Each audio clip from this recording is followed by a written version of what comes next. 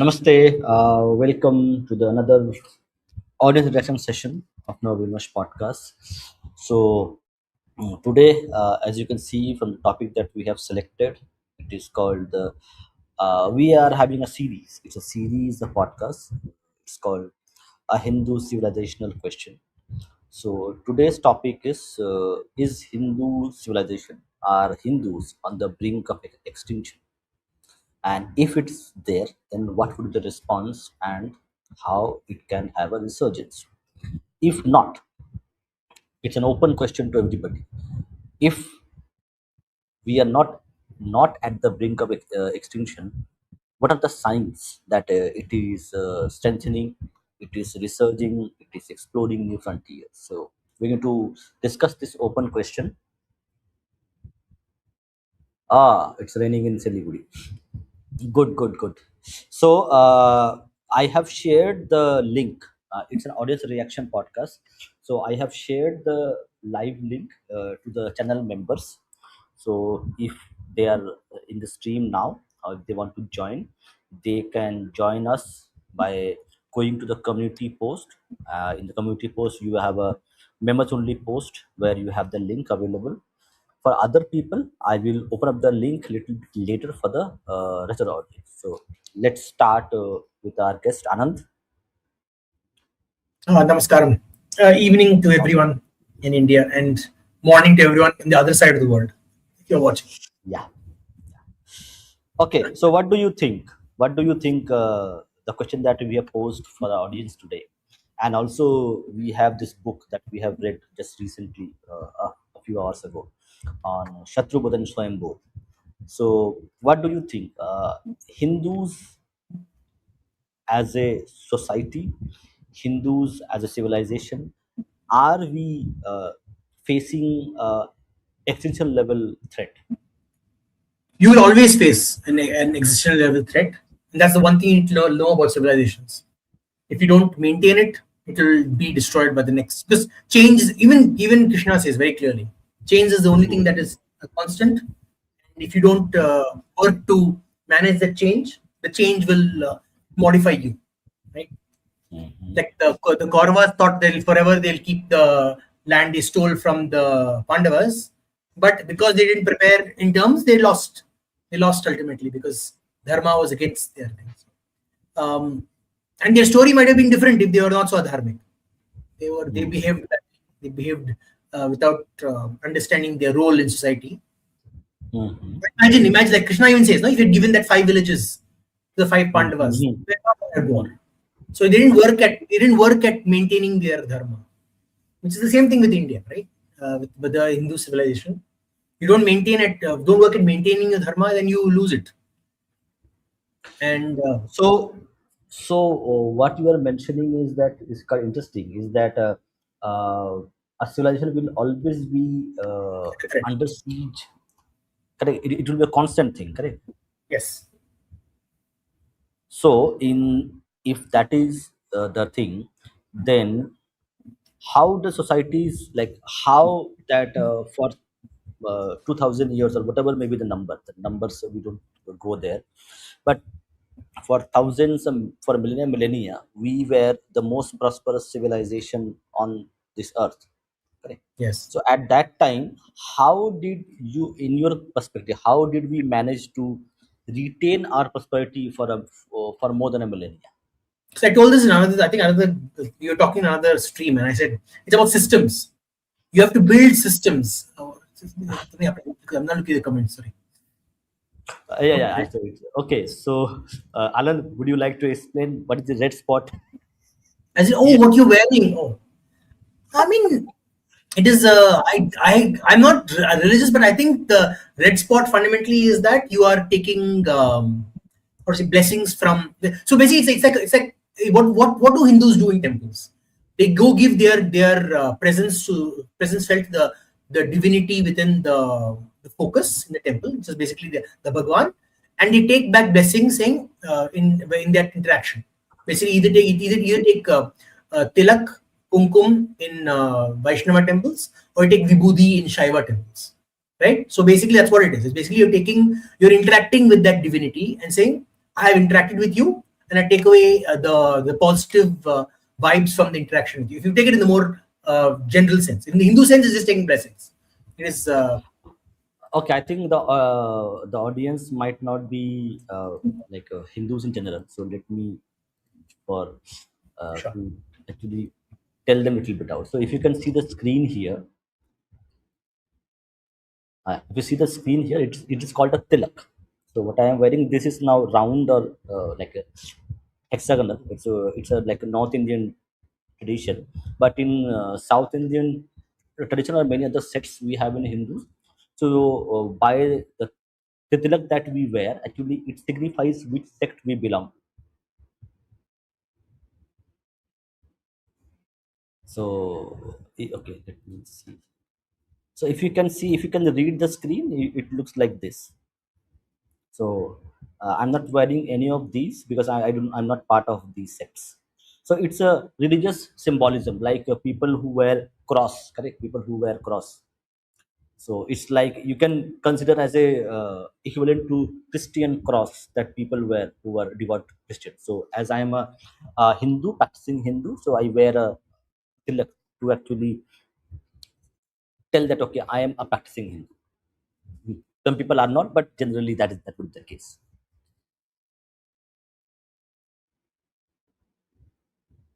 Okay, very good. Yes, it's an interesting thing. Okay, thank you very much. Now, Anand, so let's get back to our discussion. Right. So, Systems. Basically, the way the historically Hindus have been very resilient is because they've created systems. They built systems for every community. So each community has to, and remember, it's a we are not a single how to call it hierarchical system where one person tells everyone else how to work. Even among certain sects, right? The guru or the head of the sampradaya will give a guideline, hmm, but that guideline is transitioned through the society via the family members. So it's a family traditional system. So the family members we consult the guru regularly, but more majority of the traditions are passed on through family knowledge. So your mother and your aunts and your uncles will learn this knowledge through practice, and they take on the responsibility of passing on these traditions and these systems to their children. It is a collective group responsibility. It is not a single person responsibility. So, for example, in Christianity, the pastor or the pope or the cardinal takes the responsibility of keeping the flock in line. But hmm, Hinduism is not like that. In Hinduism, the family members, your elders take the responsibility of educating and bringing forward the next generation. But when that's the thing they're facing right now. We're facing because the elders in our community, while they passed on some messages, they didn't pass on they passed on without understanding. So the next generation who encompassed modernity didn't understand why they were being passed on to them. What is the reason? They wanted to know why.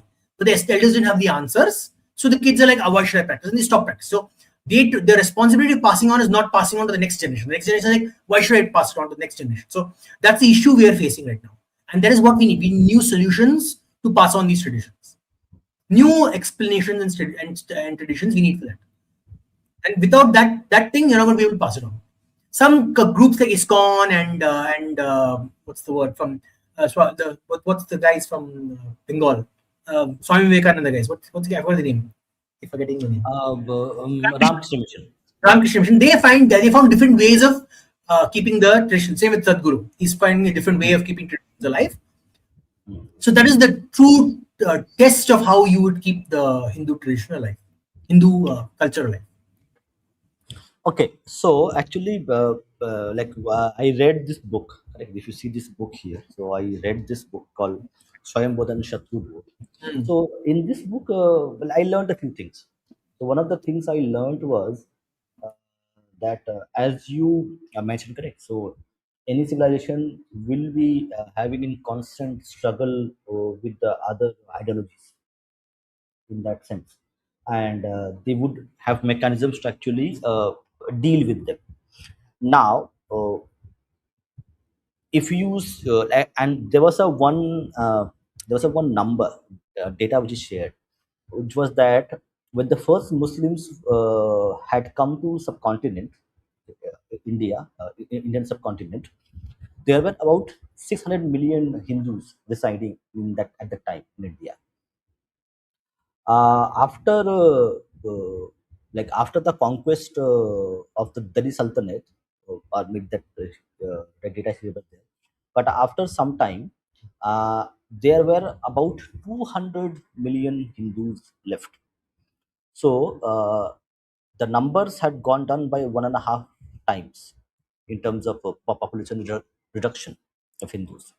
So, and the book also mentions that the Abrahamic theologies, the Abrahamic ideologies, have a different outlook towards people who are non-believers, and that's why I have mentioned. That's why I mentioned in the title, "Brink of Extinction," because you had Hans, Shakas, Kushans, Huns, who came, but they were not in ideology were trying to eradicate Sanatan Dharma. Yeah, they had different sects, but they finally integrated with the Hindu faith, and they became part of it, and we also absorbed them. With the advent of Islamic invasions, okay, uh, there is a bit of a change of perception. Perception is that the fundamental ideology of Abrahamism, specifically Christianity, evangelicals, and the Muslims in general, is to eradicate the native uh, sects and impose Christianity or Islam on top of that. That's why I have made this type called "Brink of Extinction," because because for thousands of years we had people invade us, but they are different kind of people who invaded us. The advent of Islam is a different kind of invasion, which is actually poses a existential threat to our existence. No, so I say a little bit more of not specifically Islam, but more of the ideology of a one. Like, see, again, I'll give you an example. I was watching this Hmm. video of the Hindus who have settled in Texas, Hmm, hmm, right? hmm, So there was there's a giant Hanuman statue there, okay? hmm, And hmm, there's this hmm, hmm, Vaishnava Brahmana being interviewed by this white guy, hmm, okay? So he says this is the problem with Hindus generally. So hmm, we are what hmm, we do is we moderate our identity or what hmm, our community states to suit the other, which others don't do. The Buddhists don't do it, the Christians don't do it, the Muslims don't do it, the Jews don't do it. But we do it. It is very interesting. You observe, they do it. So he is saying this statue is, people call it a demon, but they say it's out of ignorance. No, no, he is representing unity. hmm. No, Hanuman doesn't represent unity. First of all, that's very important. He's not represent unity or anything. He doesn't represent unity of Jews, Christians, Muslims, and Hindus and all that. He doesn't represent that. He's saying no, no. He represents unity, but all are confused because we all pray to one God. He literally tells the interviewer, "We pray to one God." But technically, it's not true because from the structure of the way Hindus structure it, there is no, the universe is the good divinity. Universe, Hmm. Brahma is divinity. We represent it by our own personal way we represent divinity. But the way Christians, Muslims, and Jews represent it is not like that. They are purely Dvaita. Like the God is separate, the God is ultimate, he controls directly society. He created original sin. He made you a sinner by birth, which that's not part of our the theology. Right? We may represent one God, but we don't believe in original sin, which is a very important distinction we should make. But Exactly, exactly. we don't believe in the fact that God has injected you with original sin. That you're a sinner the day you're born. We say no, it's different. You behave badly, you build sin, and you pay price chita at the Yeah. end. So you correct the concept of prarabdha karma. So Yes. the karma theory comes in. But even there, it is very simple. It is it's your personal Exactly. Exactly. responsibility. It is not something the creator has the Exactly. universe has input on you without your There is consent. no external factor. There is no external factor. It's only internal factors. And you either take Vishnu, Shiva, Brahma, whoever is saying it. They're not telling you that you are born with sin because of the way what I have decided in original sin. So we have to be, we're not distinctly saying this is what our distinct idea is. Either you like us or you don't like us, that is your problem, but we are existing. It's just saying that the argument should be the Constitution of the US allows for us to represent our religion in any form of worship. You either change the Constitution or you accept us the way we are. That should be the argument, not that oh we are all worshiping the one God, which is the problem with Hindus right now, even today. Yes. That's why Okay. our So culture will not the culture and the tradition will not persist if we become homogenized with what they are. If we become the same as them, then we are not the same. They can just become everyone can become Christian then. Why should we remain Hindu? And that's why you see a lot of Christians in South India doing Hindu traditions. Then you say, oh, how can you do Hindu traditions? Because obviously it's the same God, right? They go to church and pray to the same God. This is using our traditions. So you lose the argument there. That's the problem. okay. So let me actually share you some information. Now, like also the audience also will, if they want, they can come and join little bit late, not now, maybe after 15 to 20 minutes. So let me share my screen and show you something, and maybe you can play it as well. See if we can play this. Fix rate है। Love जिहाद जो एक term है, कितना serious problem है ये? बहुत serious problem है। जो फिल्मों में दिखाया जा रहा है ये कुछ नहीं है, जो केरला स्टोरी में दिखाया गया कुछ नहीं है। एग्जाम्पल आप देख लीजिए, उत्तर प्रदेश से पकड़ा गया कांगुर चला लीजिए, 800 जिलों में से 600 जिलों में उसका नेटवर्क, 5000 गुर्गे, उन गुर्गों का एक ही काम लड़कियों को ट्रैप करना, ट्रैप करके उनको कन्वर्ट करना।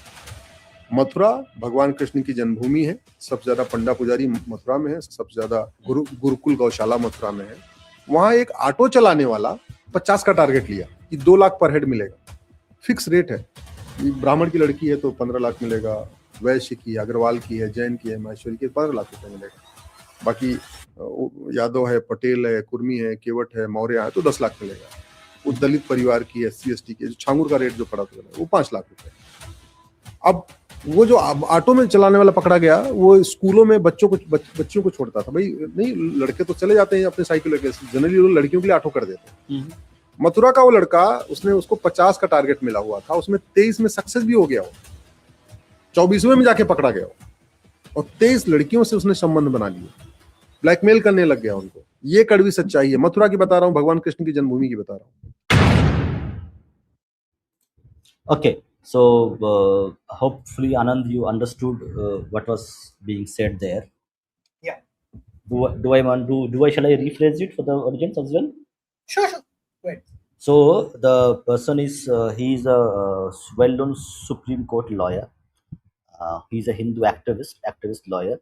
So he has mentioned that there is a thing called love jihad. And what is love jihad is that there is a specific ecosystem from money provided to people to just to go and like befriend a Hindu girl, okay, have a physical relationship with them, then take pictures, intimate pictures of them, then blackmail them that I will make these private pictures public, and if you don't want to do that, then you need to convert to Islam.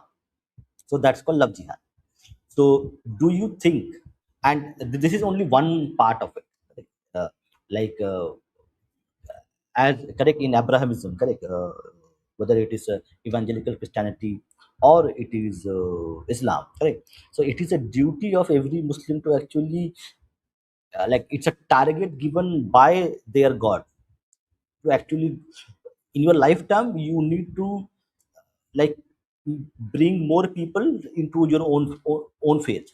It can be Islam, it can be Christianity. So in that way, every Muslim is trying to, or every Christian is trying to convert few poor people to their own faith.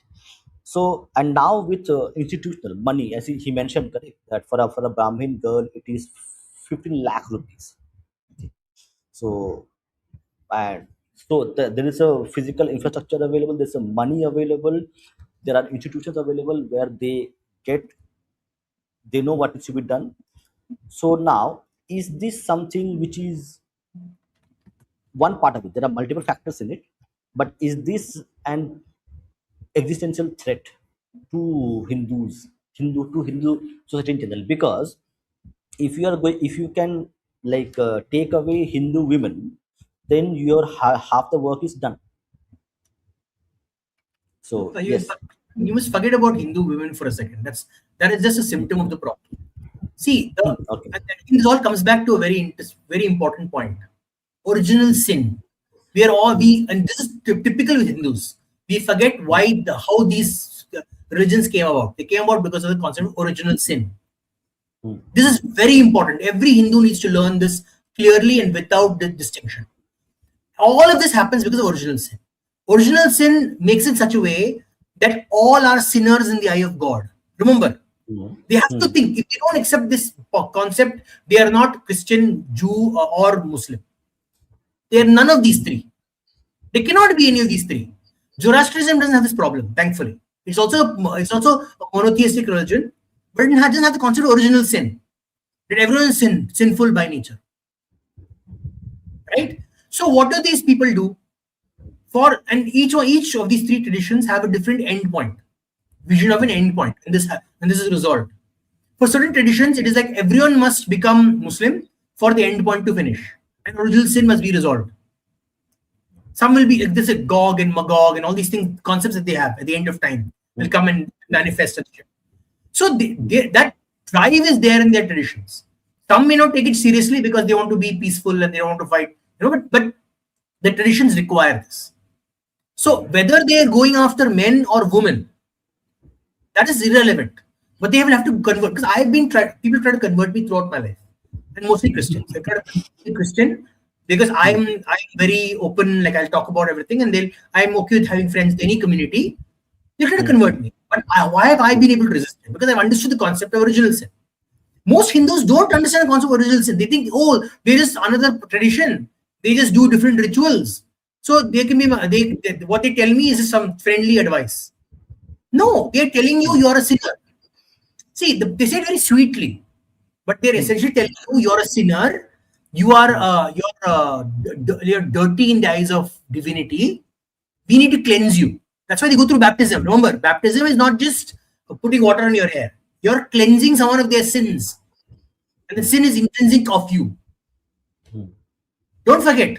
They talk about untouchability, but their tradition itself treats the other as untouchable in terms of the divinity, in terms of what do you call it? So in the Abrahamic concept, if you are not a believer, you are untouchable. You go to untouchable. So for example, if they were living truly by their religious standards, which they were, by the way, for a long time, you would be kept separate from them. This has happened throughout history in all of their Christian majority states, Muslim majority states. If you are not pure the way they define it, you will be kept divided from them, untouched from them. That's just a reality. That's the way they used to live. That's why even in India, when they conquered India and they converted people, a lot of people didn't trust them. A lot of Pasmandas, they didn't trust them as converting from heart, because they were forced to convert through jizya or through threat of death and stuff. So what do? They kept them separate. They kept them away. The Ashrafs were the upper caste or class who were uniquely endowed by the Creator for being pure, and then the Pashmanda was separate. They kept them in separate enclaves and used them. Same thing in the Portuguese. What did the Portuguese do in the Hindus who converted to Christianity? They repeatedly went through persecution. Why? Because they were not seen as complete converts. They didn't convert pure. The purity of conversion was not there. So what do? They used violence and murder and torture and stuff. So we don't understand the framing because we don't talk about this on a regular basis. Because it's in polite conversation, it is rude.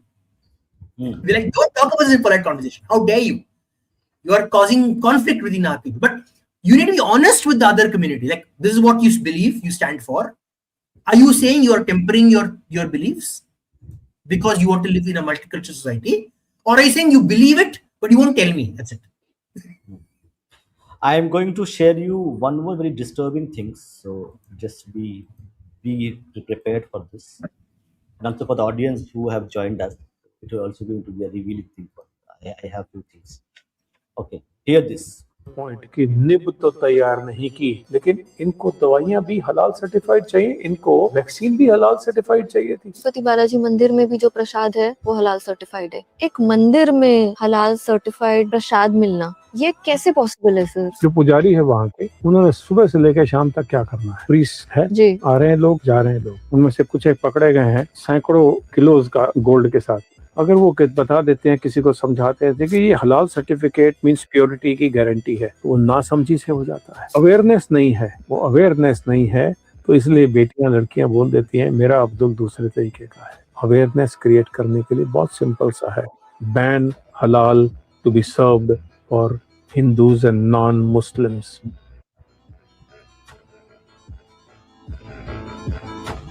मुसलमानों ने So you get it, or shall I need to like paraphrase it for you? I'm okay, I got it. But you want the audience? You want to paraphrase for them, or I don't know. Okay, Sure, choice. audience, did you understood what he said? Just let me know. I will paraphrase it, or we will continue our discussion, because we are going in a very interesting paradigm. So we have temple prasad that's halal certified. So your opinion on this?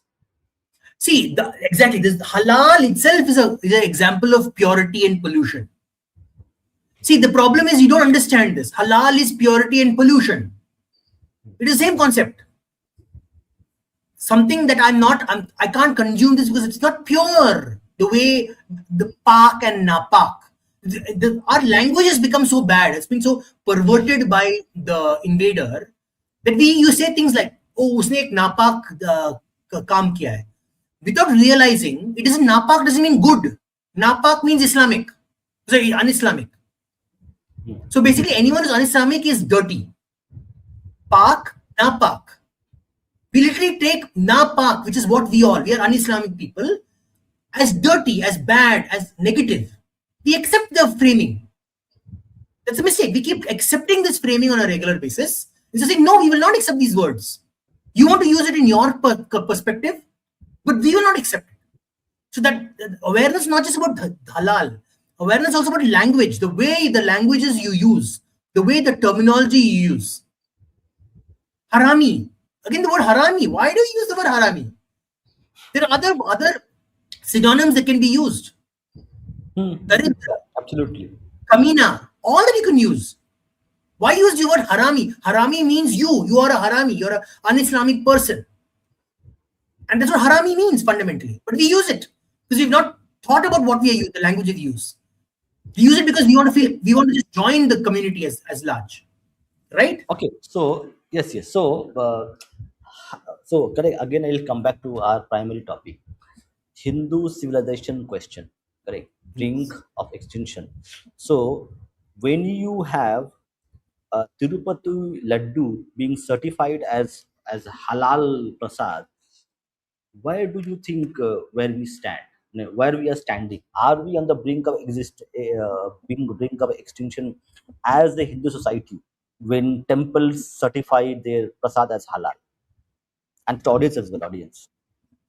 No, but Where the we are point, standing? because we're trying to. There's a problem with the idea of secularizing Hindi religion. And I'm not a believer. I believe in secularism. But secularism means religion should be kept out of the state. It means even the state can't be involved in religion. So you can't be making halal certified laddus. It doesn't make any bloody sense from a secular perspective. Only idiots who understand secularism will say, I want to make halal laddus. Or halal prasad from a temple. It may not be the devotees who are asking for this, but what is the state of Hindu society? What is the state of Hindu temples when such things are being done at a temple where people from across the globe come? Like that's why I have made the title "Brink of Extinction." No, you have to understand one thing. When someone comes to a temple, especially if they're from 3 religions, they have abandoned some amount of their own tradition.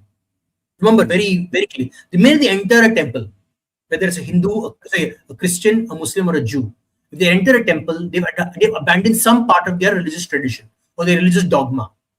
So you don't need to, then you don't need to accommodate the religious dogma anymore. So, for example, if a Muslim enters Tirupati and asks for laddu, he's abandoned some part of his religious dogma. Means you don't have to provide him halal laddus anymore. See, you have clarity of understanding. There's a problem with Hindus again. They don't have the clarity of understanding of what is the people who are interacting with them. Right? When someone has abandoned those particular tenets, you don't have to adapt any of the other tenets either. Same thing. The problem with the Muslim laws and Christian laws and other laws is because you've forgotten that when Muslims say they only want secular, public, like what's that, family law, but they don't want they want Muslim family law, but they don't want Muslim criminal law. Means they already abandoned a part of their tradition. Why are you adapting to the family law? So no, you have done the criminal law, you won't get the family law either. Because you've already abandoned that distinction. You've abandoned one entire part of your tradition. When you steal, you are not accepting your God's statement that your hand should be chopped off. Then if you abandon that, why should you get the other thing? Means you're a hypocrite. And unless the state clear and the Hindus explicitly state that you're a hypocrite, why should I adapt to you? Nothing going to change. Same thing with Hinduism. With Hinduism, for example, when you have I think I mentioned this last time. When an anchor says that a Hindu has no right to commit suicide, what is he doing? He is framing the idea of suicide from the Abrahamic perspective, where suicide is a sin, like an unforgivable sin, and you put it into our laws.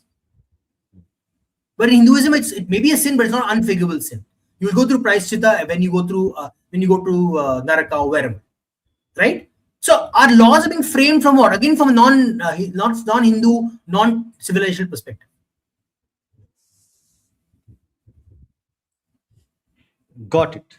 Okay, let me see. I have two more things. Can I answer Lord Verzon's 2086 question? This is important. Yes. This is an incorrect framing, because if you look at the Hindu framing, everyone is Hindu. Vishnu didn't, who created the universe, Brahman didn't create only Hindu in India. He created everything, all Shrishti. He created Neptune, Venus, every bloody thing in the world, the universe he created. I'm going to tell someone who arrives from Venus, tomorrow is an alien in Venus. He arrives in India. You can say, oh, you're not Brahman's creation. You cannot say that, right? So in our Hindu concept, even the aliens are Hindus. Everyone, every creation, every single entity in the universe is Hindu. However, now I'll come to the caveat. You can say those who accept the Hindu traditions of that particular sampradaya and temple, only they can enter. That you can say. They must accept it. They must say, for example, if you go to Kamakhya, you accept Bali Pratha. You must, only then you can enter. We accept. No activists who say I am anti Bali Pratha can enter. You can say that. Make a clear statement. No hypocrisy. No. For example, there are Vaishnavas who say no Bali Pratha. Okay, you cannot enter Kamakhya temple because you're going around telling people not to have Bali Pratha. You can say that if you want. The Kamakhya temple can say that. Because you're a hypocrite. You're like, I want to be anti Bali Pratha, but I also want to enter into it, into Kamakhya. Those things you can make distinctions. Exactly. So correct, and even you said it is there, correct. So like we had temples, and temples are generally governed and managed, and their rituals are governed by the sampradaya. Correct. So in Hindu society we have sampradaya, and that actually that sampradaya decides how the temple is managed. Everything is like rituals, everything, even the god. Exactly. Devta. So see, the problem is that we are a so ancient tradition is that this 1,000 year is actually is very negligible in terms of the way we have existed. We now feel that 1,000 year is a very long time. Yeah. If you like consider the kind of work which is there in terms of vast amount of literature, wisdom, text, scriptures, traditions, and which are there, correct? It literally would take a millennia to build those things. Correct. So, like when you say 3,000, 4,000 years, you cannot have a Mahabharat in 4,000 years. It is impossible. That amount of diversity in one takes, it would have taken thousands and thousands of years to actually make that thing happen. Anyway, let's come back to our And discussion. again, I gave you the third point, practicality of denying in people, so-called non-Hindus, into temples is very difficult. How will you determine someone is a Hindu? What is the test, actual test you will do? Will you test by exactly that. ethnicity? Will you test by some ritual that they have to do? I mean, if you can do create a ritual that is established for that particular sampradaya, and every person who enters a temple has to do that ritual, maybe that could work, right? Yeah, I think it's a good idea to actually tell people, okay, if you are coming to this temple, maybe just have a placard that, okay, you're coming to this temple, these are the temple traditions, these are beliefs. If you believe in them, come. If you don't believe, please don't come. You can make it part of the undertaking when you enter, when you entry, right, into a temple. You have to enter with a form. And then you can do that, not a problem. Anyway, the temples require complex entry procedures because so many people traveling to these temples, it gets very overly complicated. So you can have that, a form that you have signed, and you may take an undertaking. It's also Okay, but would that not exclude other Hindus of different sampradayas? By that logic, Vaishnavas should not go to Shiva temple or no, something. no. I'm not saying See, that. I think he got it. I think you understood what I was saying. I was saying if the person is a hypocrite, saying, "Oh, I'm going to be an activist against Bali Pratha," for example, activist. I'm talking people going around telling you, Bali Pratha is horrible, Bali Pratha is horrible. Why should they be allowed entry into Kamakhya? Or if they go into Kamakhya, they're a hypocrite, right? They go in there to do activism, not to meet the deity, not to prostrate themselves from the deity. They go in there to be an activist. But if you don't have the activist nature, why not? That's fine. Anyone can go in. My point is, I'm talking about the how you restrict entry. I'm not forcing. I'm not saying you have to restrict entry. I'm saying you can't restrict entry. Only sampradayas can decide who can come into their temple. That unfortunately you have to allow that. Sampradayas have a right of that. It's their temple, it's not your temple. Even if tomorrow, for example, if I really want to go to Shabrimala, I'm a woman of certain age. Just because I want to go, I can go. I said, no, I can't. I have to respect the sampradaya. You have to respect sampradaya. okay, I'll give you one more data point which I have prepared to actually give my perspective why I think that Hindus are on the brink of extinction. Maybe not currently, but it is a trajectory that we are moving towards.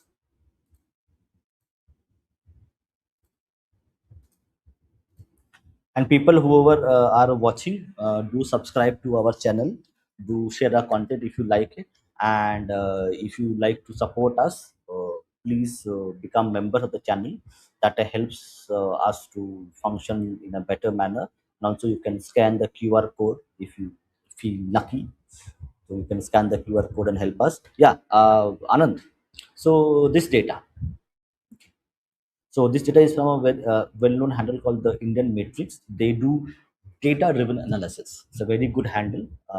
People, if you want, also can follow this on X. So they have done this data. So I'll not go through the whole thing. It's very lengthy. But what I will do is first show you the map. Okay, is the map visible or not?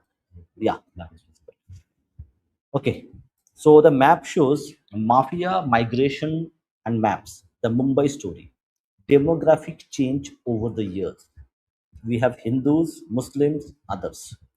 In 1961, there are about 88% Hindus, 8% Muslims, and 4% others. 2011, the last census was done.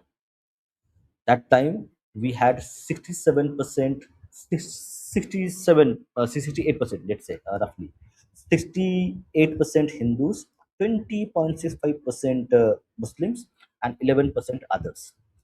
2051, the projection is we will in Mumbai, you will have 54% Hindus, 30% Muslims, and 60% others. So, Anand, are we going to be extinct in India in about 150 years with this data? I mean, fundamentally, Hinduism doesn't like. I honestly believe that Hinduism doesn't require large numbers. If Hindus are following their traditions properly, they understand why they are a Hindu. The problem is Hindus don't understand why they're Hindu. Why are they? Why are Okay, people Hindu? This was okay, your mom and dad told you to be okay, Hindu, or because you want to be Hindu. okay. Let me actually interject you here. So, Hmm. like you are saying that okay, even there are 1% Hindus, it is good, it is good enough in India. Like you Anywhere, don't have to be. I'm telling you, any tradition, as long as they keep Hmm, their understanding of why they are what they are, they can hmm, persist. Look at the Zoroastrians; they've been decimated, but they still hmm, persist because they have the gumption to persist. hmm, You have to have the gumption. You have to know why you are existing. For example, they hmm, prevented people from marrying into their tradition. Now, because the minute they do that, they lose numbers. Or a girl who hmm, marries out of Zoroastrianism, they're like, no, you can't be Zoroastrian. Then they're losing numbers because you have to have some amount of understanding of why you need to exist. For hmm, example, if you ask a Parsi, if I ask a Parsi honestly, do you think hmm, Zarathustra would want, Zarathustra would have envisioned where you decimated to 40,000 and you're like, it's okay, you're a woman who leaves my tradition, fine, leave. Would you have envisioned that? Would Ahura Mazda want you to create an exclusive system where no one can become a Zoroastrian? Would you look at the universal soul, Ahura Mazda? Would he want that? No, he would not want that, right? So, what is your answer to that question? So, until Hindus start thinking like that, do we want to exist the way we are, or we want like just abandon everything and be materialists? Then, if you want to hmm. be materialist, be honest, you want to be materialist. Don't stop saying I want to be Hindu.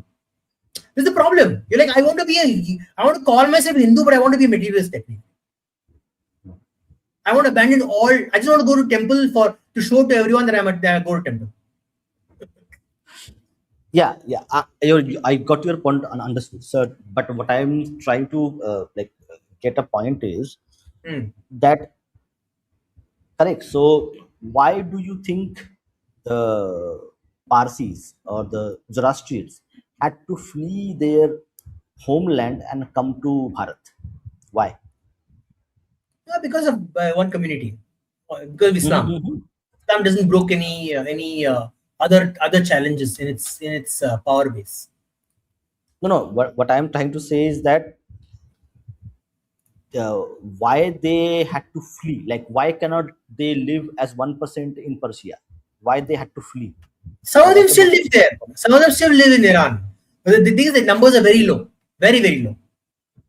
The numbers are very low, but they still exist in Iran. The few exist. There are a few like so-called non-religious communities, non-Islamic communities that live in Persia, but they're very small. They have no power. So the way Islam works is you take away political power from everyone else. They have to live as dhimmi, and people live as. But the group that came to India didn't want to live as dhimmi, and they came here to live freely. They don't live as dhimmi in India because they can do whatever they want. correct? They can do it hands everything. Correct. So if that is your correct, now you come to the very important point that Hmm. they live as dhimmis, correct, as a third class Yes. citizen with no rights, citizen with no political rights, no other rights. Correct. They don't have any rights.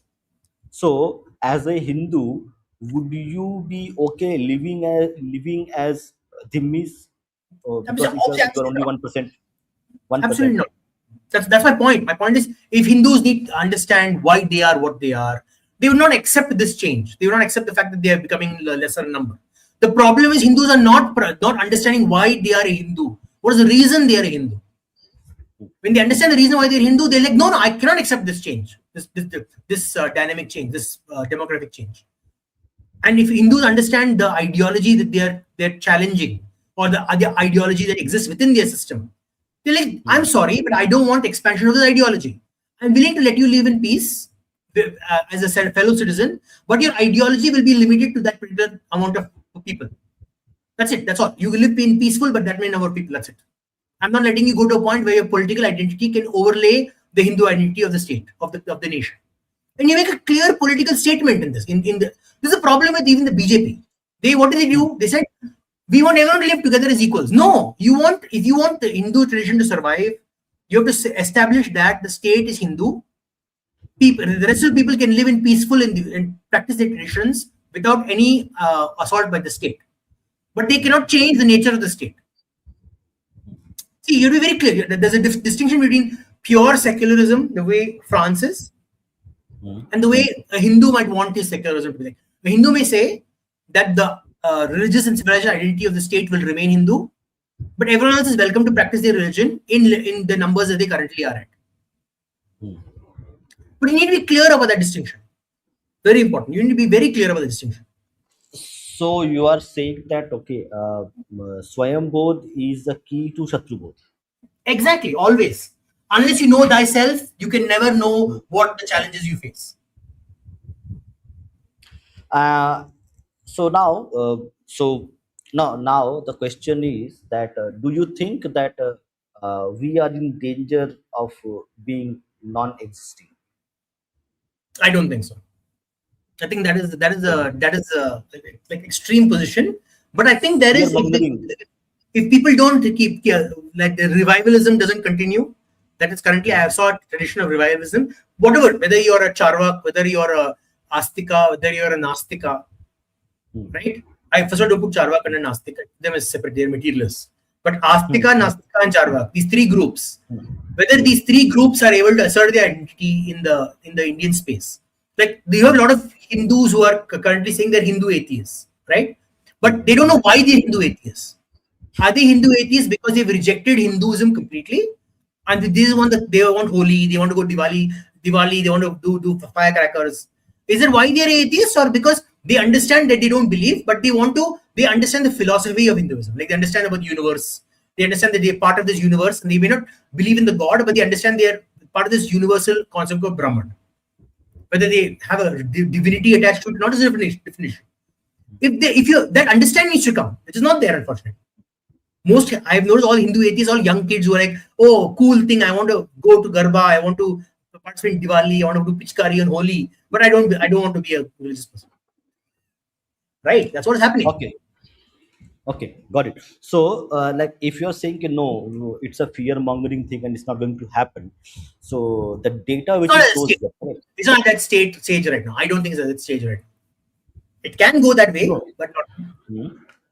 No. Like if you think if he does not go, then what will we have to do? You will have to, like I said, no. You have to know thyself.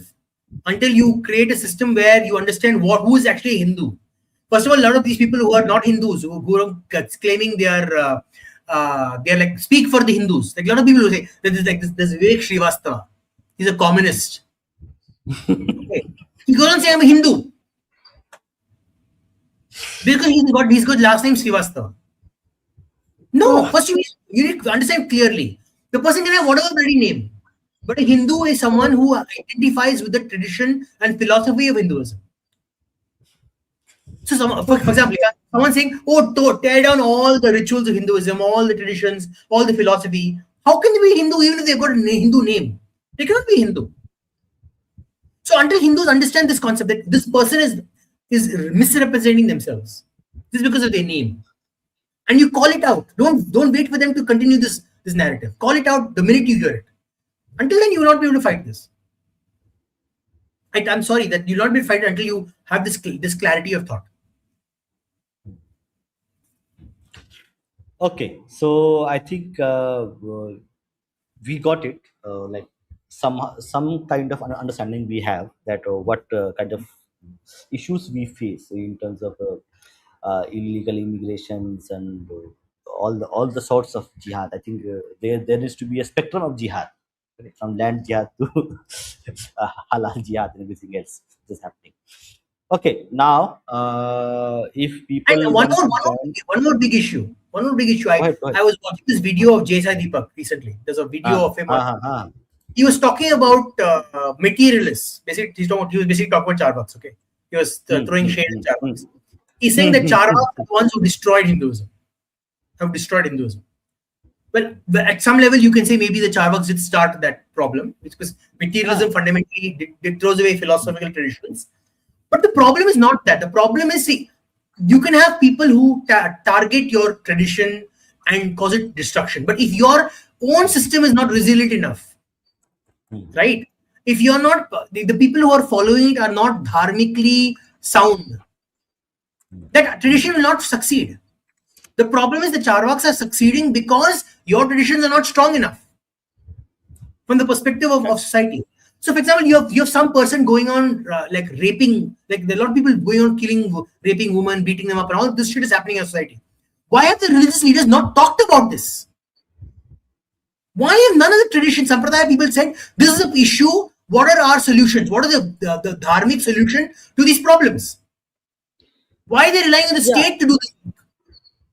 Yes, but yeah, correct. If you remember, correct, we had a Shastri, you and I were there, correct, in one discussion where, like, like there used to be religious leaders who would be delving into politics. Now, out of it, suddenly, how the religious leaders are not political enough, or they are apolitical. No, they've not Like, been political for so many decades. My point is almost thousand years. There's not been enough religious leaders who have been focused on the political policy understanding of society. How many? I don't know a single religious leader who delved into policy. no, I think Environmentalism, Shastri corruption. had mentioned couple of political leaders who were politically active, Hindu But they were all for religious the, leaders. like, for example, you take the all of focus on caste and all those things, not things that No, are of okay, practical. okay, correct. Take the example, correct, Vakaligas in Karnataka. Correct, they are a religious sect and they are quite active. Like they What is it make that? a break. No, what is the No, fundamental no. thing that we What talk I am about environmentalism? what I am What about corruption? What about what do you call it? Assault, what domestic assault, like men who beat up their wives. Where is this discussion? You want a dharmic society, right? You look at the Shastras, you look at the Vedas, you look at the Ramayana, Mahabharata, and say this is what is these books talk about. How do you reflect it on society right now? There's no discussion on that topic. Have you ever seen someone, for example, say you cannot drag a woman away from her husband, like a religious injunction, right? That a woman is happy with her husband, you cannot drag and assault her, the way Dushasana did. Which religious leaders talked about this? Where is this? You assault a woman, take off her clothes. Where is the debate in society that if you do such things, you will be punished in society, in the afterlife? There's no such statements coming from religious leaders. They don't even want to talk about these things. What about corruption? If no, no. you're a Why do corrupt you, person, you steal from okay, the state. why do you think they don't do, like, your perspective? Why do you think? I think because they're not willing to do the duty that they think everything's ritual, just doing prayer and doing doing in the temple, just doing a arti. That's all their duty is. It's become so simplistic. It's like I don't have any more role in society than beyond that. But Like it takes, was this always the case? Because if you see, if you just go back a few thousand years, correct, you had Buddhist monks who were very powerful politically. Buddhist monks, yes, and also, correct, you had Bodhidharma. Bodhidharma went to Japan, and he was a very politically powerful leader in because they Japan. understood what they how. That's why Buddhism spread so much more powerfully and is persisted so much more long in Southeast Asia, because they took interest in politics. They didn't say, "Oh, we will be sitting in our house and we'll do prayer." You have to go beyond that. I'm sorry, but religious leaders have not done their overall dharma that they are supposed to do. My opinion. Again, I could be wrong. People can disagree with me. And like I think Lord Burzanen said, so some people say those people are wrong. They should talk about politics because other communities are talking about politics. The mullah, the padre, the rabbi, they all involve themselves in politics. You are the only religious leaders who don't involve in politics, and it's to detriment of society. It is to detriment. Literally, if religious leaders decided that, take for example the temple in what temple is there in Kerala? How much gold was stolen? Have you seen a Yes. single leader taking this is unacceptable? This is the punishment by Garuda Purana that you should be given. Forget about whether it can be implemented or not. But the reason come and say this is what Garuda Purana states for stealing from Bhagavan. So society can understand, at least know what is the punishment in Garuda Purana for stealing from Bhagavan. Kuch nahi hai. Not one word is come out of anyone's mouth. They're more terrified of the state than of the consequences of the dharma. You see that, right? They're scared of the state. They're not scared of what will happen in Naraka or wherever the next life is. Okay, so now the stream is open for people to join and share their thoughts, perspective, opinions, questions, whatever they have. I have few more things to. Okay, Anand, you have something to say from your end. You can go ahead. I'm almost done with my questions. So there are a lot more parameters to this, right? In trade, for example. Let's talk about trade, right? Why was Chanakya such a well-known administrator? Because he had a plan for everything. He didn't just say, I will just sit in the court and then handle the 2-3 things that politics was allowed. He talked about everything, every part of society. He didn't abandon society. In Arthashastra, he puts everything into practice. And that's the point. The traditions, the Hindu people need to come together and say, this is what our beliefs are from our sampradaya, from the culture of sampradaya. What could be solutions to society? Ignore the politician. You rely too much on the politician. As Hindus, you rely too much on the politician. The politician will put forward his policy through society, but only when you decide what you want as a community will the politician be able to determine it. Or else he will have like 10-12 people, influential people, who will tell him what to do, and he will do it. And because you don't care beyond a point, he will implement that. Right? So, for example, right now, when you're talking about, let's take a contemporary example. As a Hindu contemporary example, let's take it. Okay, this is the conflict between Israel, US, and Iran. What would be the dharmic perspective? If you're a Hindu and you have to give a geopolitical analysis of what's happening. One group is inflicting pain on its female people, on all its people. This is not allowing them any of their voices to be opened. They are created a top hierarchy that has full control of the society. They are creating weapons of mass destruction with nuclear weapons, right? The other side is a large country, another Abrahamic country, religious country, and a smaller Abrahamic country who are fighting religious war of this other group, right? So you look at nuance. What is the benefit to Hindu society in each group? There are 9 million people of multiple traditions in the Gulf area. Their karma, their artha, their karma also is very important. So if you do an analysis of this and you give a bhashyam, this is what our tradition says about the situation, then the people in the society also like, oh, this is interesting. This is what you have thought about this tradition. Let me put pressure on my politician. This is what I want. Until you do that, the politician will not want it, doesn't care from the Hindu perspective. He will think about, oh, how to keep the LPG prices down. That's it. Which is not about Hinduism. That's again materialism, the Charvak. The Charvak focuses on materialism. So if you're abandoning everything, your Hindu tradition to materialism, then you will get materialistic answers. Then you can't complain that Hindu society is going away. Because your entire perspective is materialism. Is my LPG gas low cost? Am I getting food? Am I getting water? Am I getting am I getting enough money paid by my boss? Is my job? Do I lose my job? That's all materialism. There's nothing to do with your Hindu tradition. So what do you expect? So this is the last news I wanted to share, that in the Tirunelveli district, one temple was destroyed by the state government and the revenue department. Not sure why it was destroyed, but this is the case. And the Hindus are powerless to do anything about it. They're powerless because they've abandoned the power. No, that's my point. You abandon your power to the state. You say, I don't care. I don't care about any of my about administering Hinduism. I will pass all the responsibility to the state. I only care about materialism. Material power is all I care about. Then obviously they will decide what they want. Yeah, but do you think that happened? When did that? Do you like it was always the case? Correct? Not no. Correct. It was It's not not always the case. always the case. Huh? So I will give it little bit. I'll give it to the Hindus to a certain extent. That what happened was when the Hindu, especially in the British administration, when all Hindus were pushed into poverty, into the land to become farmers, they lost a lot of their administrative and their political power. Right? Yeah, because I'm sharing something which will going to complement your answer. Okay, so this is let me read it for the audience. Okay, Sure. so this is a post from Gems of Indology. So the post says, "Your great grandfather knew how to defend himself. You know how to call the police."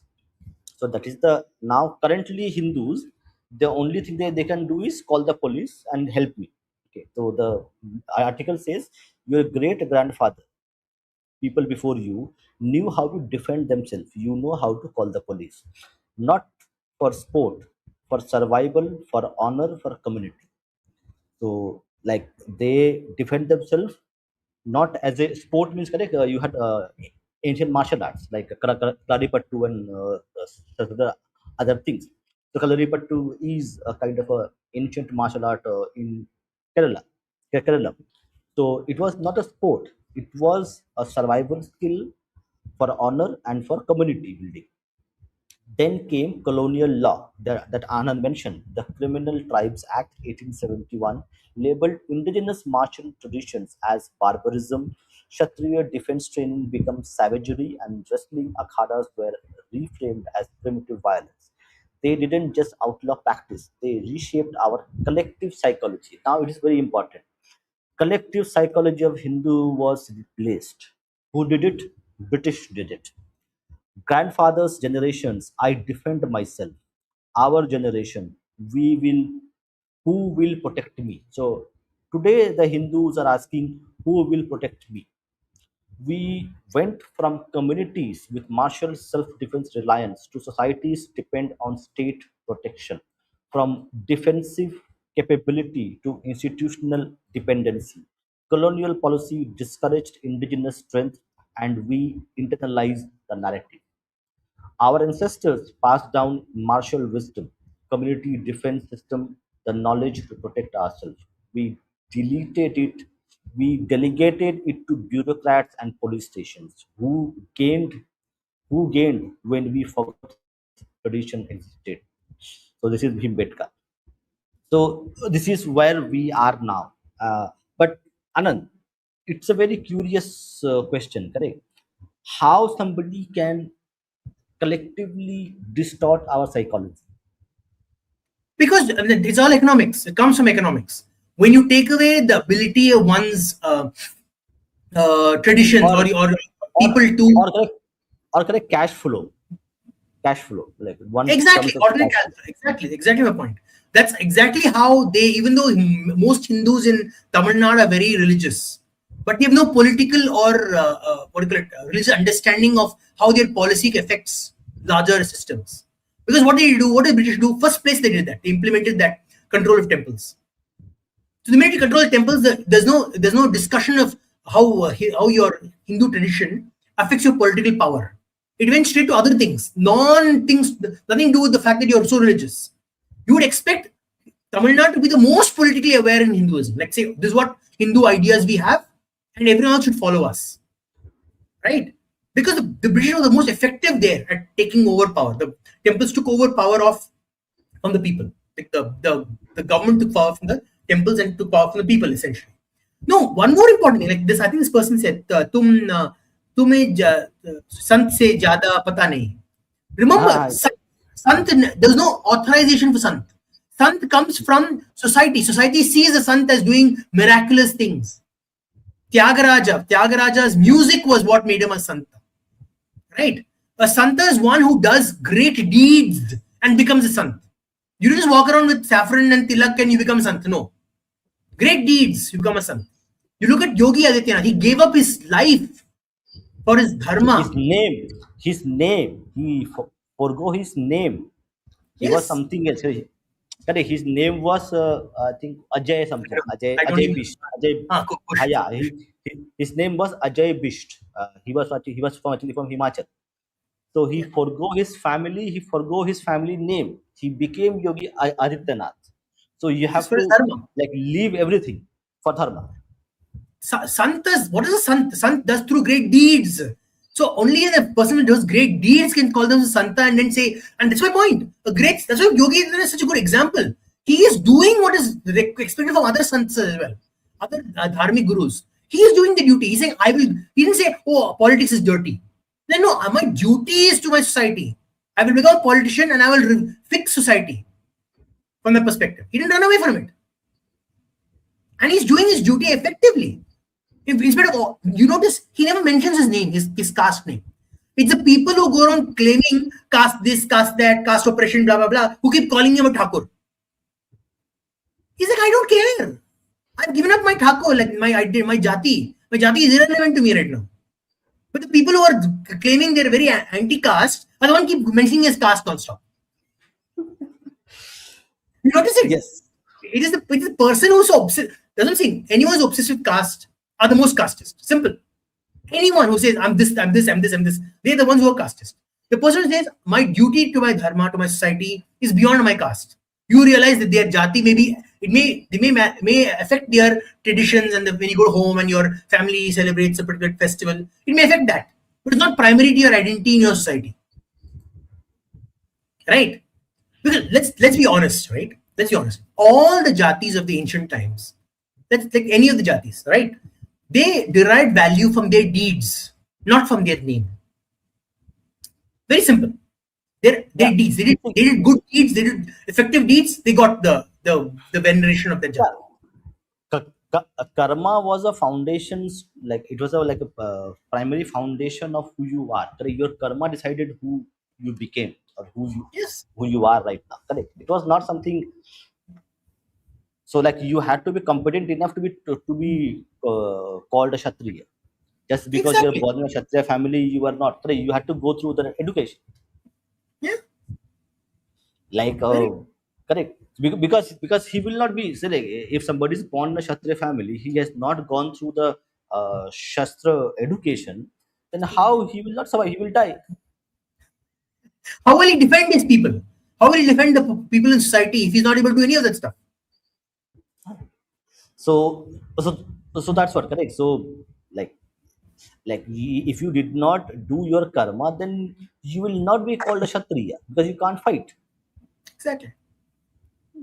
And people actually, correct. You had Brahmin kings who were Kshatriya. Parshuram was a Brahman and a Kshatriya at the same time. No, the fun. Forget about the circle, like the Itihasa people, right? Let's talk about what happened in reality, in real life. Let's take more recent times, not real life. Take Vijayanagara kingdom. The Vijayanagara kingdom was created by two Shudras, right? Two Shudras decided to do their dharma for society and build a kingdom to provide stability and prosperity for that group, that region. What did they do? They built the society. Then what did they do? They said, we need to elevate to Kshatriya to do more good. They went to a Brahmana. They told the Brahmana, we need to elevate to Kshatriya. Brahmana noticed that they're doing good for society in terms of protection of society. They had all the characteristics of Kshatriya. They gave them the authorization and the name of Kshatriya, or the Varna of Kshatriya. These leftists, instead of understanding this interesting concept, they say differently. Oh, look at these Shudras that go to Brahmana to get authorization. No, it is not going to the Brahmana to get authorization because of Brahmana's power. The Kshatriyas have the power because they were establishing duty. The Brahmanas are providing them the service of giving them, like, doubling their esteem to do even even better duty. It is all, it's everyone just doing their job. When you work together in a large system, everyone's duty is something to the system. The Brahmanas happen to have the ability through his authorization of giving someone a Varnic name to improve their authority. That's all. It literally shows that you could elevate yourself to any level, whatever level you wanted. You wanted to be a king and protect everyone. You do a duty, you will get that. You'll end up becoming a Kshatriya. Which is what Hindus need to bring back. This obsession with last name, to me, is ridiculous. What is your last name effectively explain about you as you as a person? You may have a last name of whatever Trivedi, Dwivedi, whatever other thing. Do you know three Vedas? Learn three Vedas, become competent in three Vedas, and then call yourself Trivedi. No problem. People will give you more respect. They're like, oh, this person Trivedi, he must know three Vedas. I can learn from him. He could be my teacher. But you're some young whippersnapper who's just gone to college. You've never read a single Veda in your life. You're like, my dad is Trivedi, you know. I also Trivedi, you know. Is that? So for me, again, someone mentioned the UGC thing somewhere. UGC thing.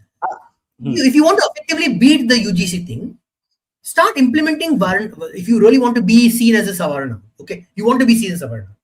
Do the duties of that Varna. Get rid of your material possessions. Become a dharmic person. Become a Brahmana. Go start a Gurukul and train people in Vedas. You don't even need the state for that. You get your community to fund you and become do your Varnic duty. No, then you will get the esteem. You automatically get the esteem of that duty. People will bow down to your feet and say, "See, you know the three Vedas so well. You know it. You're teaching. You're starting Gurukul. You're teaching everyone. Give a surname. But don't be proud of the surname. Like, oh, this is my Varnic surname. I'm so great. Like, then you validate that surname. No, if you're Trivedi and you want to give your child Trivedi surname, teach your child three Vedas. Simple. Then he won't have to LARP, live action role play. You'll have to actually learn the three Vedas. It's simple. And then if the state oppresses you, you say, see, I have done my duty to my Varna. You're attacking me for being true to my existence. That's all. Merit. They talk about merit. It's important. Merit is very important.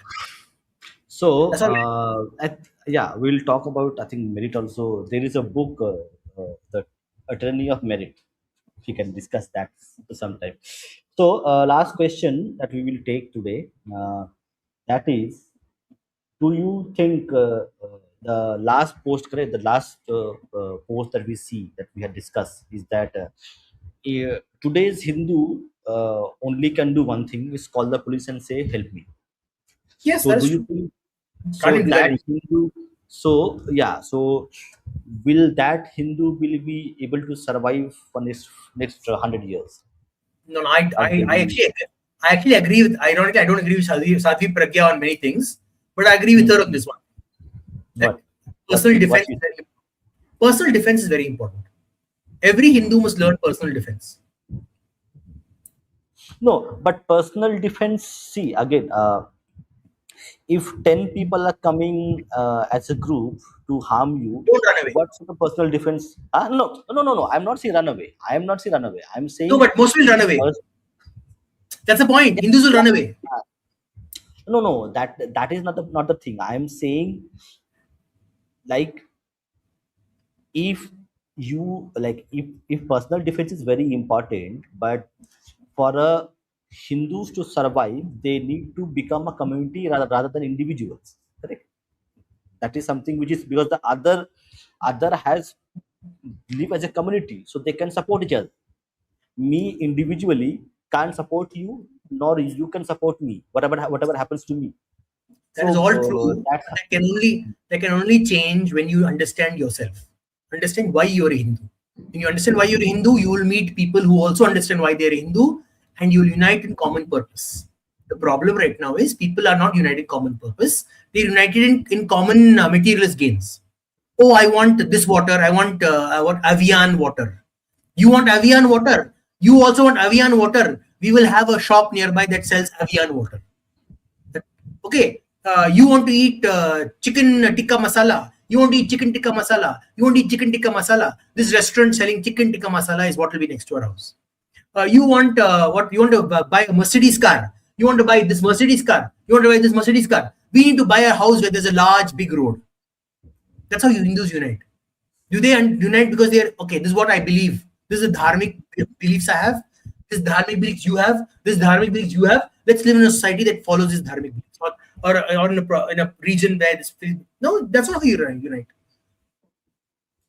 See, that's my point. You don't know why you're a Hindu, then you want to unite. What is the point of unite? You will not unite for no reason. Everything materialistic. Yes.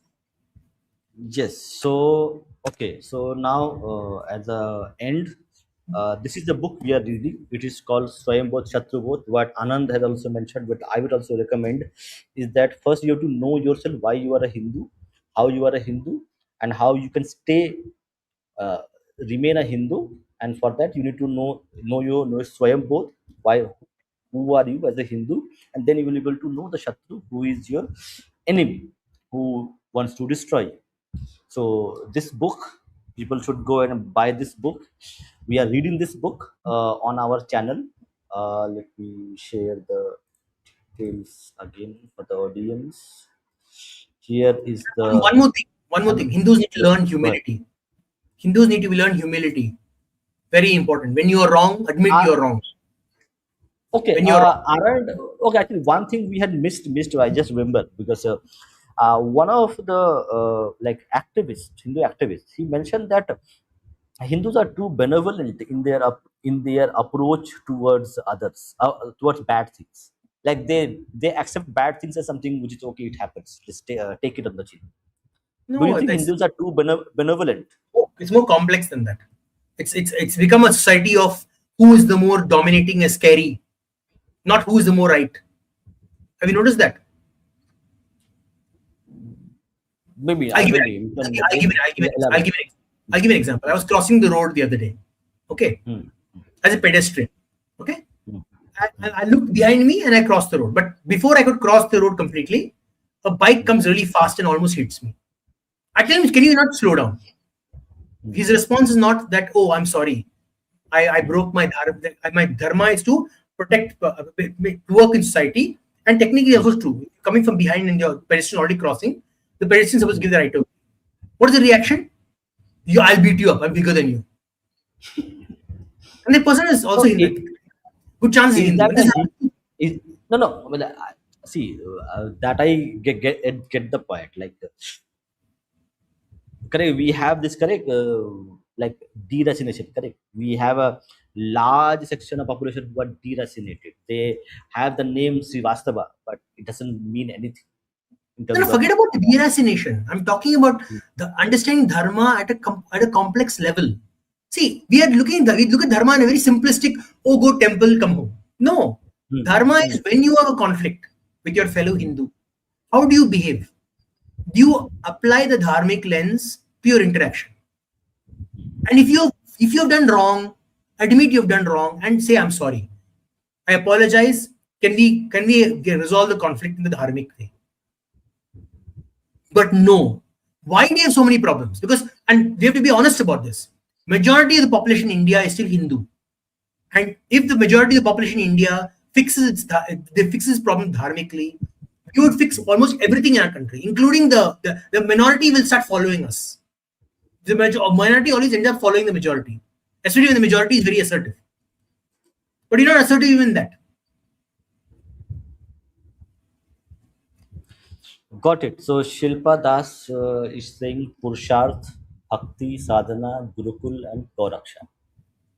See, you cannot have bhakti sadhana, you cannot have gurukul, you cannot have gauraksha until Hindus are dharmic internally first.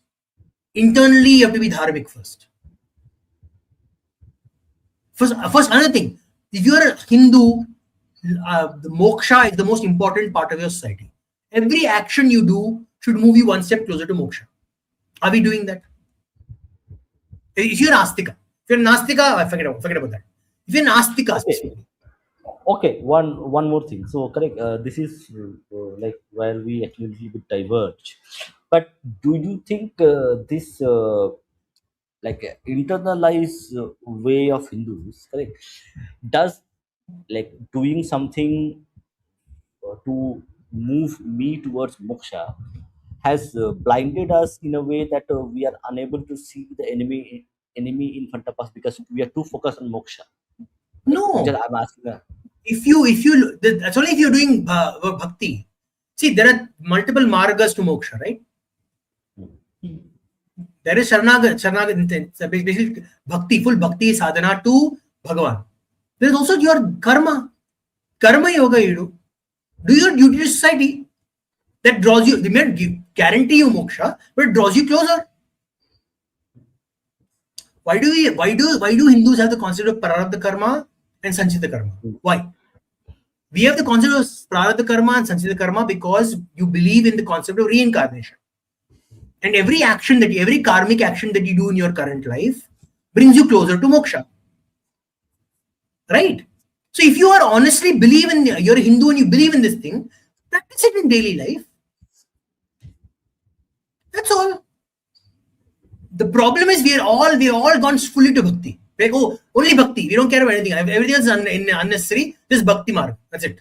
I do prayer. But even bhakti, unless you have how do you know your bhakti has succeeded to get moksha? You will not know. God is not come and say, oh, you have finished your bhakti. Now you're 100%. Now you'll get moksha. Right? So what should you do? Do your bhakti marga? Do your karma marga? So both. That's my point.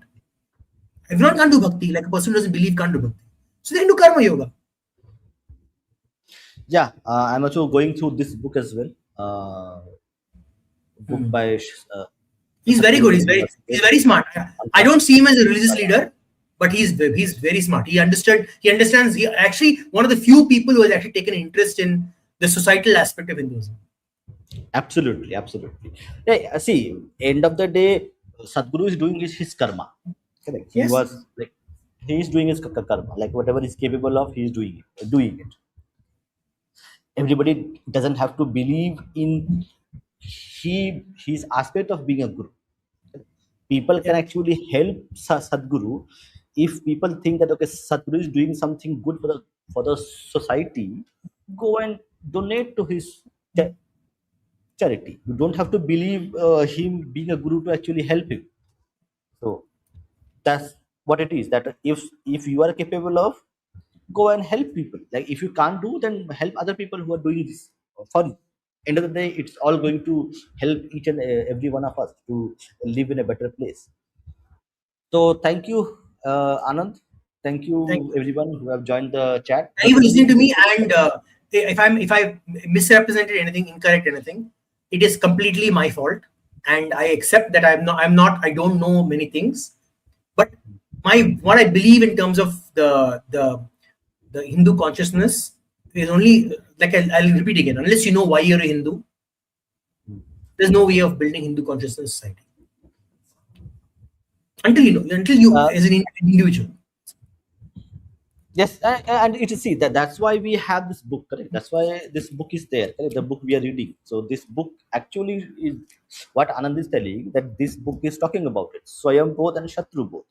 So you need both for a Hindu society to actually function, prosper, preserve its own heritage, its own tradition, and also again expand and research. You need both. You need Swayam both. You need Shatru both. So Anand is talking, focusing on Swayam both as a primary criteria to preserve and to remain a Hindu. Okay. Shilpata is saying reincarnation is not matter of belief or non-belief. It is proved already with so many cases across the world. Being a medical person, I read so many cases. This is irrelevant whether you can prove or not. So that's my point. Hold on, I'll explain to you why this is a problem. Because too many Hindus are worried about proving it. Not required. You believe it, you do the action that is required of your belief. That's my point. That's why you don't need to go argue with the Christian or the Muslim or the Jew. Until you know, if you say reincarnation exists, what does our dharma tell us to follow? Follow it strictly, follow it because you understand why you're a Hindu. It is not required to explain to them. Like the Christian comes stand in front of you and says, you believe in reincarnation, explain it. Why should I explain it to you? It doesn't matter. I believe it, I will follow it. How do you think I'm not got converted to Christianity? So I said, I don't care whether you believe that I have original sin or not. I don't. So you can go pursue, bye. That's what self-confidence is required. Yes, and one more thing. Actually, we had discussed internally. I think with a few of my guests who come to my show. Uh, there is a framework issue. Okay, so what we are doing is because we come from a colonial past, correct? So you take scientific method as one of the methods. The problem is we consider scientific method as the only and the ultimate method by which you can prove something right or wrong. So in our tradition, correct, you have a shabda pramana, you have a pratyaksha pramana, you have a few more other pramanas which I'm forgetting. But the an- but the question is that as a shabd you can take as praman. Some Yes. For some aspects your shabda is your pramana. Your mother says you are my child. Are you going to ask your mother go and do a DNA test? For a child and the parent, if the parent says you are my child, that shabd praman is good enough. Okay. But when you are when you are saying that this person has killed somebody, then you need to take the DNA test to prove that that person was there, where the blood belongs to this person. So the pramanas also have a frameworks. So you cannot put everything into the filter of this scientific method. So that also needs to be understood, and that's something maybe we can discuss this some other time with some expert, actually discuss these frameworks, because it's important that from a colonized perspective, unfortunately all of us has gone through this colonized education which has shaped our thinking in such a way that only this western invented scientific method is the only method by which everything can be proven wrong or right. No, we have our own frameworks, we are own independent ways of observing and doing pramanas, and we need to exert our way as well. That okay, if you want to I don't care how do you think, what you think. We believe in reincarnation. It's our belief, and we have own ways of e- extrapolating it through our frameworks. You take your scientific method and go to hell. So that we need to exert more, as Anand mentioned, very importantly. See, I believe in the scientific method as a primary method of explaining the universe that we live in Yeah, currently. Hold on, let yeah, me explain. yeah. See, one of the methods, like one of the correct, as I mentioned, correct. If you there are some aspect where Shabda Praman is good enough. There are some aspects where Pratyaksha Yes, Praman is good enough. So you have to take that. You have to differentiate and take that discrimination. Okay, where you want to put where. exactly. That's why it requires philosophical understanding of why you're a Hindu. See, this is okay. So it all comes back again to that. The philosophical understanding of why you are a Hindu. Are you a Hindu because you want divine connection, right? If you want divine connection, pramana is not relevant except the fact that the Vedas exist. Your Sampradaya's guru has said these are the truth, and this is all your divine connection, right? That's all you require. But if you want to understand the universe in a more material way, or you want to understand the universe in a more philosophical interaction between what do you call it, living and non-living, interaction between the sky and the earth, interaction between nature and self, interaction between your purusha and prakriti, then you go to other pramana. The Hindu, that's what I'm saying. No, a lot of this was supposed to go through families. Families are supposed to have a conversation with their children, but they've abandoned that duty of having conversation with their children about dharma. It is just a set of rituals. You used to do rituals, and that's it. Over, finished. Why you do it? Why do you sit together and eat on the floor, for example? Why do we sit and eat on the floor? Why do we use biodegradable stuff for? We could have easily made plate with stone. Why did we use plate? We created with the plantain. Why did we not create find plastics and use plastics? I'm sure we could have. We bought created such gigantic temples, right? We could easily create a plastic as well at some point. Why didn't we create plastic? Maybe someone thought of plastic as a problematic thing. We never know. You don't know. I'm saying is so everything has a place. You have to think about it philosophically. Why you are what you are. Very important. Six primary Yeah, problems. but so That's so one. yeah, you have a Pratyaksha Praman, perception, you have Anuman, inference, you have Upamana, comparison between two things, you have Shabda Pramana, verbal testimony, you have Arthapati, presumptions, knowledge obtained by postulating a fact to explain an apparent contradiction. Example, a fat person does not eat during the day.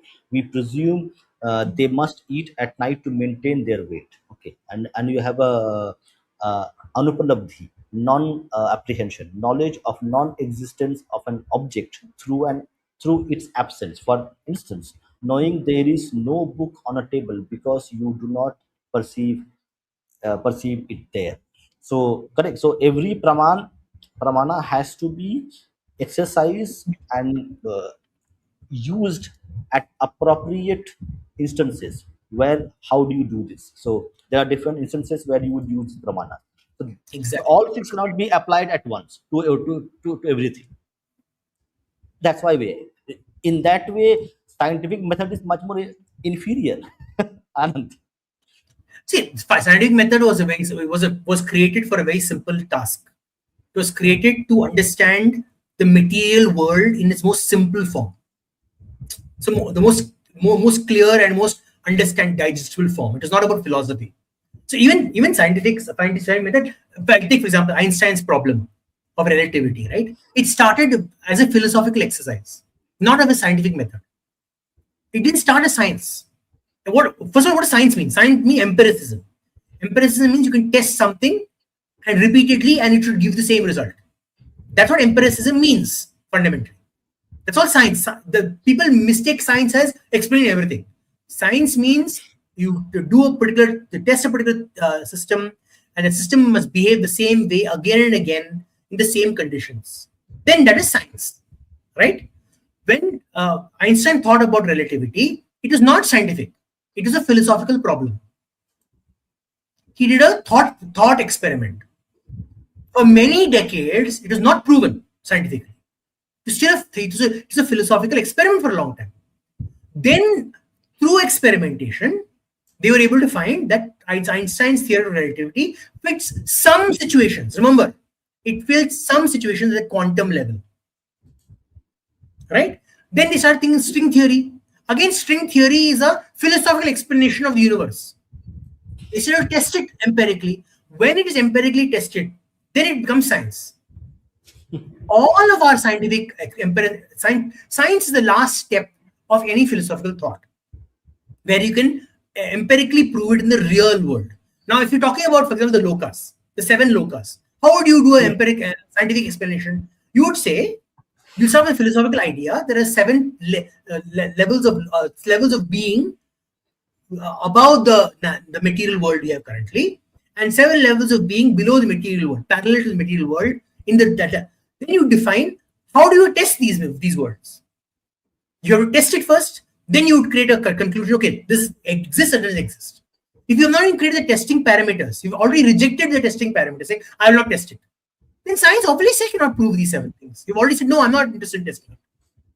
So until you create the parameters to test it, it doesn't come part, it becomes science. Right? That's all. Exactly. And you don't have to test it. You can say leave it in the sphere of philosophical understanding.